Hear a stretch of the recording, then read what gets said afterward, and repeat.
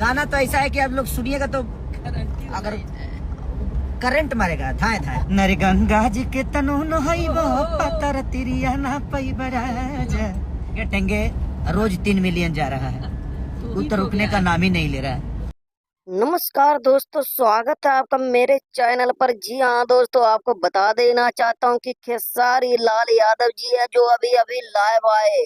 लेकिन दोस्तों बात ये है कि खेसारी फैंस सारे लोग लाइव इसलिए देख रहे थे कि खेसारी लाल यादव जरूर कुछ बोलेंगे अपनी बेटी के बारे में। जो उनकी बेटी के ऊपर गाना गाया गया है उसके बारे में हर कोई सोच रहा था कुछ बोलेंगे। लेकिन दोस्तों आपको बता दूं कि खेसारी लाल ने उसके बारे में एक शब्द तक भी बात नहीं की, बल्कि अपने आने वाले गाने के बारे में बात की।